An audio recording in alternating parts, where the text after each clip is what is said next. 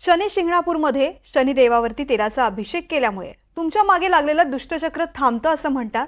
पण हे तेल कोणतं असावं याचा कोणताही संकेत आत्तापर्यंत नव्हता.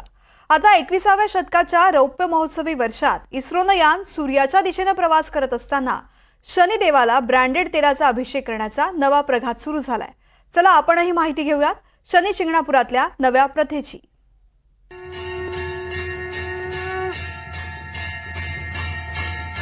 तो वक्री झाला की भल्या भल्यांचं भविष्य कोलमडतं असं म्हणतात. पण याच शनिदेवाच्या भविष्याची चिंता वाटू लागल्यानं देवस्थान समितीनं एक मोठा निर्णय घेतलाय आणि तो म्हणजे शनिदेव ब्रँडेड झालाय.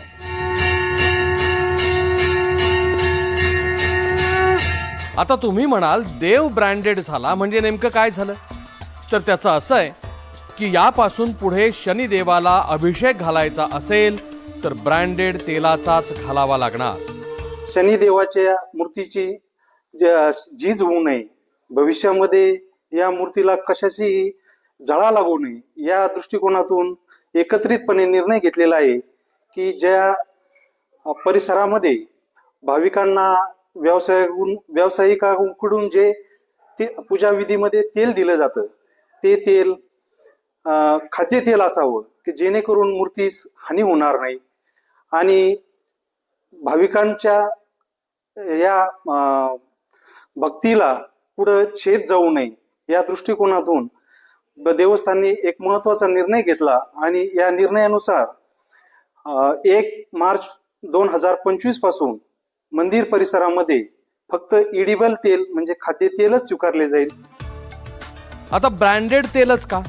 तर मंदिर समितीच्या मते खुल्या तेलामध्ये प्रचंड भेसळ असते आणि त्या भेसळीचा शनिदेवाच्या शिळेवर विपरीत परिणाम होतो. भेसळीतल्या रसायनामुळे शिळा झिजते आणि त्यामुळे शिळेला धोका निर्माण होतो. जो तेल बनवण्याचा जो निर्णय घेतला ते पूर्णतः चांगला निर्णय आहे आणि त्यामुळे शनीची जी मूर्त आहे त्याची जी झीज आहे ती कमी होईल, कमीत कमी प्रमाणात झीज होईल. त्यासाठी हा निर्णय अत्यंत चांगला आणि सुंदर निर्णय आहे. आता 1 तारखेपासून जो निर्णय झालेला आहे की खराब तेल वापरायचं नाही, तर हे त्या अर्थाने एक चांगलाच निर्णय आहे. कारण शनी मूर्तीची जी काही त्यामध्ये रासायनिक त्यामुळे ही जी झीज होत होती किंवा त्या रसायनामुळे जी काही मूर्तीची हे होत होती, खराब होत होती, तर ते आता होणार नाही. आता फक्त चांगलं तेल वापरल्यामुळं त्याचं काय होईल, त्याचा एक मूर्तीवर पण चांगला परिणाम होईल, पावित्र्य पण राखलं जाईल. तर हे सर्व काही होईल आता इथून पुढे. मला खरं कल्पना नाही कोणत्या पार्श्वभूमीवर तर ब्रँडेड तेल वापरायचा निर्णय झाला. आताही पण जर तशी काही झीज होत असेल त्या तेलाची तर हरकत नाही. ब्रँडेड तेल वापरायला काही शेवटी भक्तांच्या भावना असतात, त्याचा आदर होतो आणि तिथं जो काही शनी देवताचे जे तिथं शिल आहे तर त्याची जर झीज थांबत असेल तर ते स्वागतच केलं पाहिजे.